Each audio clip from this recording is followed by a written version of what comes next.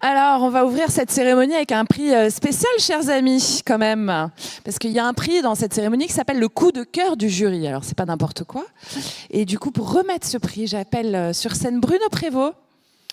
Bruno Prévost est un expert reconnu, garant de l'excellence et puis une figure structurante du CEF6 et président du jury.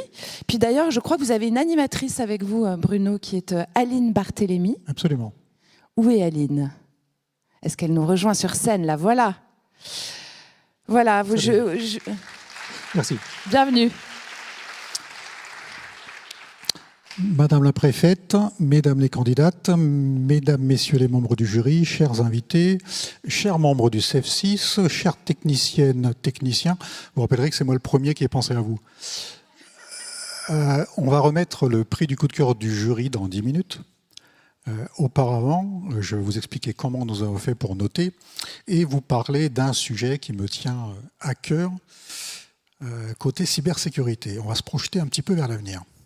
Alors moi, j'ai fait toute ma carrière dans l'industrie de défense, d'aérospatiale, de cybersécurité. Et on me présente souvent, je fais des tables rondes, je fais des conférences, on me présente souvent comme un expert dans des tas de domaines. Alors la physique quantique, la physique de l'espace, la souveraineté, j'en passe et des meilleurs, la cybersécurité. Et quand j'ai commencé à lire les dossiers de vous, mesdames les candidates, votre audace, votre expertise, votre niveau technique, votre expérience, je me suis posé la question, suis-je toujours légitime pour me présenter comme un expert en cybersécurité? Je vous remercie. J'ai ma réponse. C'est gentil. Donc en fait, l'expertise, c'est juste ne pas se contenter d'un savoir figé, mais c'est en permanence se renouveler, étudier les nouvelles technos, les nouvelles sciences. La définition de l'expertise, c'est être un puits de curiosité sans fond. Et là, pour le coup, je suis un hyper méga expert. Alors, le sujet dont je voulais vous parler, on va se projeter un tout petit peu, j'en ai pour 6 minutes, vous inquiétez pas. Allez, 7 minutes. J'ai changé complètement mon discours par rapport à ce que je voulais faire. On va se projeter dans l'avenir et on va parler d'intelligence artificielle, quantique, souveraine, cybersécurisée. Dans les dossiers des candidates, on a trouvé tous les sujets d'importance. On a trouvé l'intelligence artificielle, évidemment, algorithmique et neuromorphique. Je ne veux pas dire de gros mots. Le neuromorphique, c'est l'intelligence artificielle un peu plus hardware, mais d'avenir parce que bas carbone. Ça consomme très peu d'énergie. Il y a des sujets autour du quantique, le post-quantique, le sujet est là. Il y a des sujets autour des sciences cognitives, autour du juridique, autour du légal, tout y est, sauf un sujet. Je ne vous demande pas de répondre. Le sujet, c'est la fusion, c'est la corrélation, la cohésion de tous ces sujets en même temps. Parce que ce qui va nous arriver à l'avenir, le terrain de jeu, ça va être l'IA, plus le quantique, plus la cybersécurité. Alors, en 3 points, très rapidement. Pourquoi? Le premier point, c'est que les technologies de cybersécurité qu'on connaît aujourd'hui vont tomber à l'eau. Le login mot de passe, le zero trust, les firewalls identitaires, la threat intelligence. La threat intelligence, c'est une analyse comportementale déviante, soit de personnes, soit de logiciels sur nos PC, par exemple. Tout ça va être complètement remis en question avec l'arrivée de l'informatique quantique. C'est magnifique, le quantique. Attention, je suis un optimiste, un positif, c'est quelque chose d'incroyable, le quantique. Petite parenthèse, le vrai use case de l'informatique quantique, ça va être capable de simuler des milliards de particules en même temps, donc des milliards de cellules humaines en même temps, donc simuler un organe humain en entier, y compris les cellules malignes, cancéreuses. C'est ça le vrai use case de l'informatique quantique. Donc c'est juste prodigieux. Il n'empêche que les attaques, quand tout sera quantique, seront totalement différentes. Elles seront ondulatoires pour perturber les tests de mon petit voisin qui sera sur le même ordinateur que moi. Je vais lui envoyer des protons, des photons. Je vais mettre RTL plus fort pour coller des ondes radio perturbatrices. Je prends beaucoup de raccourcis dans ce que je dis. Mais c'est ça. Deuxième point, il y a déjà des services quantiques disponibles dans le cloud. Je ne sais pas combien de sociétés dans la salle ont mandaté au moins une ressource pour analyser ce qu'on peut faire de bien, mais surtout de mal, avec les services quantiques qui sont déjà disponibles dans le cloud. Donc je ne peux que vous encourager à vous entraîner avec ces services, à faire tourner des réseaux de neurones, à anticiper ce qui va passer dans 15 ans. Là, je vais le dire très vite. Utiliser ces services quantiques pour entraîner des réseaux de neurones qui vont anticiper les délivrables des futurs ordinateurs quantiques. Je prends énormément de raccourcis dans ce que je dis. Mais il faut y aller. Je résume. Premier point, les technologies de cybersécurité vont devoir toutes être upgradées, updatées, parce qu'elles vont tomber à l'eau. Deuxième point, la physique quantique ne se résume pas à l'informatique quantique qui elle-même ne se résume pas à « ça va casser mes mots de passe ». Honnêtement, si on déchiffre ce que j'ai acheté sur Internet il y a 20 ans, c'est pas très grave. Enfin, pour moi, en tout cas, c'est pas très grave. Et troisième point, la fiction rattrape la réalité. Ah non, j'ai pas de chronomètre, pardon. La fiction rattrape la réalité. Qu'est-ce qui s'est passé il y a 15 jours? Quelques milliers d'avions ont été cloués au sol. Qu'est-ce qui s'est passé? Pardon? Non. Un rayon cosmique, alors c'est quoi un rayon cosmique? C'est une petite particule qui vient absolument pas du Soleil. J'ai vu des plateaux de télé, j'ai rien contre les journalistes, attention. J'ai vu des plateaux de télé où des experts expliquaient que c'était un proton qui venait du Soleil, certainement pas. C'était peut-être un proton, mais qui venait d'une autre galaxie, parce qu'il était méga énergétique, qui est venu percuter le calculateur d'un avion. Il est venu percuter le composant électronique qui allait bien. Il a fait passer de 0 à 1. Le 0, c'était je vole tranquillement horizontalement. Le 1, c'était je pique du nez. Heureusement, il y a des êtres humains aux commandes des jurys et des avions. Et donc, le pilote s'est rendu compte au bout de 2 secondes que ce n'était pas un problème logiciel, c'est un problème hardware. C'est parce que le chipset n'est pas fait dans le bon matériel qui résiste au rayonnement cosmique, parce que ce matériel coûte 100 fois plus cher, c'est tout. Et c'est arrivé aussi il y a 20 ans, pour ceux qui ont suivi ma conférence physique quantique il y a quelques mois, lors d'une élection en Belgique, un proton qui, lui, venait du Soleil, pour le coup, a percuté la console informatique du vote électronique central d'une élection locale en Belgique. Il a percuté le transistor du bit 2 puissance 12. 2 puissance 12, ça fait un certain nombre. 4096. Et donc, il a fait passer ce digit de 0 à 1, donc ajouter 4096 voix à une candidate. Bon, les Belges sont tous ophidiaux, c'est les meilleurs astronomes au monde, astrophysiciens. Et donc, ils se sont rendus compte qu'il y avait eu des magnifiques éruptions solaires ce jour-là, donc des tas de problèmes informatiques. Donc, en résumé, les technologies de cyber vont devoir être upgradées. Les services quantiques sont déjà disponibles, donc merci de jouer avec, de vous former sur ces services le plus vite possible. Et surtout, en conclusion, éduquez vos managers, éduquez vos présidentes, vos présidents, éduquez vos directeurs de la transformation et de l'innovation, qui sont souvent totalement décorrélés de ces sujets-là, qui ne parlent que d'intelligence artificielle. Ils ont raison, c'est un vrai sujet. Mais le sujet dont je vous parle, il va nous occuper pendant les 25, voire les 50 prochaines années. Donc on a intérêt à s'y mettre. Et donc, la première question du comité exécutif, s'il y a des présidentes ou des présidents dans la salle lundi matin à 10h15, ça va être de dire, il y a un rigolo sur la scène qui nous a parlé de services quantiques sur lesquels on devrait peut-être mettre une ressource. Qu'est-ce que vous en pensez?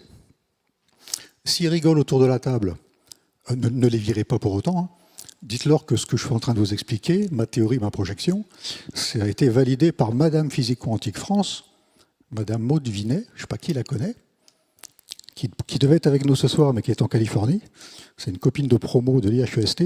J'espère qu'elle me présente comme un copain de promo dans ses conférences à San Francisco. Je ne suis pas sûr. Donc, validé par Madame Maud Vinet, qui est Madame Physique Quantique France. Donc, demandez les ressources et décidez en COMEX lundi matin de rajouter une ressource pour jouer avec les services quantiques sur le cloud. C'est tout. C'était clair ?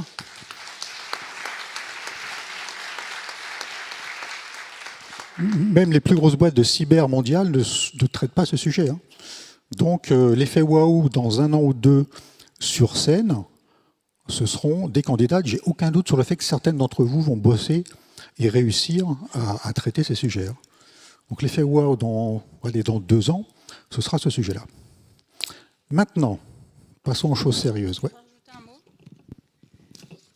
Alors, moi, je suis RSSI d'une boîte industrielle. Et je vais vous dire le même commentaire que j'ai dit à un consultant il y a quelques semaines. Il m'a demandé où j'en étais pour le chiffrement quantique et je lui ai répondu que quand j'aurais plus que ça à m'inquiéter, c'est que vraiment je serais en très bonne posture. La réalité sur les sites industriels, c'est qu'on a encore pas mal de choses à faire sur l'OT, l'informatique industrielle, l'IoT, et parfois un IT vieillissant. Surtout quand on achète de très belles entreprises, mais avec un SI vieillissant. Donc, je connais la difficulté d'obtenir un poste lundi matin auprès de la direction pour la physique quantique. Mettez-les en contact avec moi, je vais les persuader. Merci, Amélie. Alors, je vais demander à mon magnifique jury de me rejoindre sur scène pour remettre tous ensemble ce premier trophée. Alors, en attendant que le jury monte sur scène, quelques chiffres. Ah ben voilà, quelques chiffres. Le CEF6 a traité plus de 800 candidatures, 820 si ma mémoire est bonne. Certaines n'étaient pas pertinentes, certaines étaient redondantes, certaines étaient robotisées. On est quand même dans le monde de la science et de l'IA, hein, donc tout est... Allez-y, allez-y, allez. Je vais me mettre au milieu. Non, je vais mettre sur le côté, tiens. Donc, sur ces 830 demandes, les équipes du CEF6, merci à elles, ont passé quelques jours et nuits blanches pour shortlister 200 candidates. 200 candidates que nous avons tous notées. Comment avons-nous noté ces 200 candidates? Nous avons créé des critères objectifs pour les 8 catégories. Les critères étant la motivation, l'expérience, le caractère innovant des projets menés par la candidate, le partage. Est-ce qu'elle partage dans des domaines où elle n'est pas payée pour le faire, c'est-à-dire en dehors de son réseau professionnel quelque part? Est-ce qu'elle participe à des événements? Est-ce qu'elle organise des événements? On regarde les publications, on regarde les profils LinkedIn, on regarde les vidéos YouTube. Donc c'est un vrai exercice. Donc merci à vous toutes. Sous vos applaudissements, bien sûr. Ouais.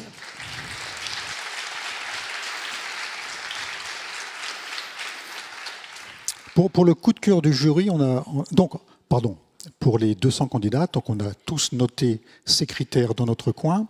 On s'est vu il y a 15 jours pour faire le classement, et là on a utilisé une formule mathématique incroyable qui s'appelle une moyenne, donc des 17 membres du jury. Donc on a créé un classement pour toutes les catégories. Il y a eu 4 premières, une première périmètre France, une première périmètre monde à égalité, et une deuxième et une troisième, qui recevront aussi des médailles ce soir. Et donc 34, si ma mémoire est bonne, finalistes qui ont tous été invités ce soir. Donc les 200 dossiers est exceptionnels. On peut dire que les 34 finalistes le sont encore plus. Et donc encore merci à vous, c'était super sympa de bosser ensemble sur ce sujet. Pour le coup de cœur, là c'est différent. On devait trouver un coup de cœur parmi 200 candidates. Donc on a rajouté un critère incroyable qui s'appelle la subjectivité. Parce que finalement, le sujet, c'est l'être humain. Hein. Donc c'était super important. La subjectivité, c'est quelque chose qui nous marque dans la vie, dans la rupture, dans un changement de carrière, un effet waouh, quelque part, dans ce qu'a fait la candidate. Et donc c'est ça qui a été, pas le seul discriminant, mais qui a eu un poids supérieur, bien évidemment, par rapport aux awards des 8 catégories. 7 minutes 20, je suis dans les temps. Bravo. Non, j'avais pas de chrono. J'ai dépassé, je crois. Donc, nous allons, je pense qu'il est temps de... Alors, le coup de cœur du jury. Le coup de cœur du jury. Voilà, monsieur. Alors, je suis censé faire croire que nous ne connaissons pas, merci. Vous êtes censé, puis vous devez lire aussi ce qu'il y a dans la petite enveloppe. Ah, je ne vais pas lire, je connais le profil. Ah. Ouais.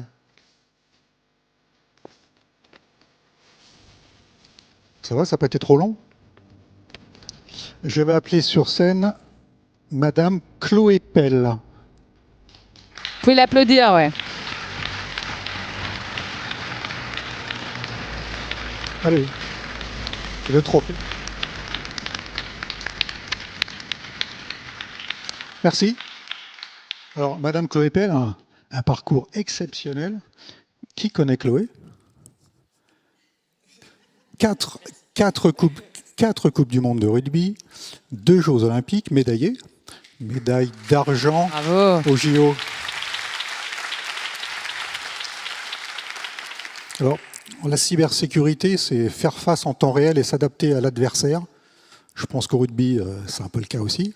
Donc, une résistance exceptionnel.